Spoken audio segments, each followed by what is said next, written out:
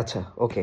আজকে আমি কিছু গুরুত্বপূর্ণ বিষয় নিয়ে কথা বলতে চাচ্ছি। সেটা হচ্ছে যে, এই যে বিগত কয়েকদিন আগে ঘটে যাওয়া হাদি ভাইয়ের সাথে যে আ ঘটনাটা ঘটেছে, সেটা আসলে আমরা সবাই জানি। পুরো বাংলাদেশ কেন, পুরো এশিয়া মহাদেশে জিনিসটা এখন আ খুব আ খুব বড় আকারে প্রচার করা হচ্ছে। আচ্ছা, আপনাদের সবার মনে কোয়েশ্চেন হয় না যে, এই যে যেদিন হাদি ভাইয়ের মৃত্যুর খবরটা আমরা পেলাম, ঠিক ওই দিনটাতেই ময়মনসিংহের যেই ঘটনাটা ঘটলো, যে ধর্ম অবমাননার আম কথা বললে একটা মানুষকে হচ্ছে এইভাবে গণপিটুনি দিয়ে হত্যা করা হলো। আচ্ছা, আপনার কি মনে হয় এটা কি আলাদা একটা ঘটনা? আমার কাছে তো মনে হয় না। দেখুন, ভারত সবসময় চেষ্টা করে যে কীভাবে একটা জিনিসকে ধামাচাপা দেওয়া যায়। কীভাবে তারা হচ্ছে বাংলাদেশকে নেতিয়ে রাখবে। কাইন্ড অফ ধরেন, আপনি আপনার বাসায় ধরেন আপনি হচ্ছে বড় ভাই, আপনার ছোট ভাই আছে, ঠিক আছে? ছোট ভাই সবসময় আপনার অর্ডার শোনে। কিন্তু এখন ছোট ভাইটা হচ্ছে যে খুব ভালো একটা জব পেয়েছে। সে এখন আর আপনার অর্ডার শুনছে না।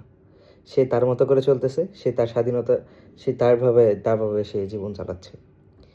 তো তখন কিন্তু আপনার মনের মধ্যে একটু হলেও কামড় লাগবেই যে সে আমার কথা শুনছে না কেন? সে তার মতো করে কেন চলছে? আচ্ছা, অ্যাপার্ট ফ্রম দ্যাট, বাংলাদেশ এবং ভারত। আমরা যদি ভারতকে বড় ভাই মনে করি, বাংলাদেশ হলো ছোট ভাই। তাদের মতে, আমি বলছি না, এটা তাদের মতে।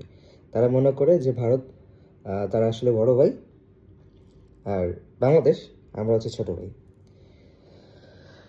সো এই যে আমাদের বাংলাদেশের যে প্রশাসন, আ আজকে কতদিন হয়ে গেল? এখন পর্যন্ত সিওর হয়ে বলতেই পারছে না যে এই হত্যাকারী এখনো বাংলাদেশে আছে নাকি সে ভারতে পালিয়ে গেছে।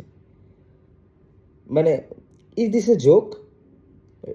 মানে ভাই, আ আপনি হচ্ছে যে কি বলবো? এটা নিয়ে আমার বলার কিছু নাই।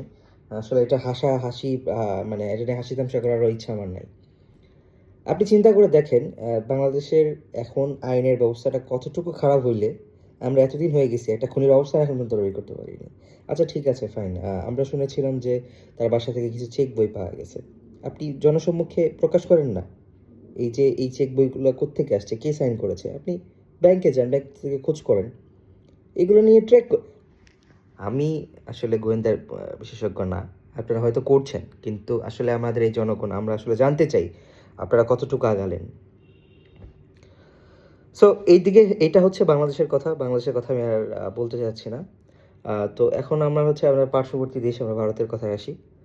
তারা আসলে কেন আচ্ছা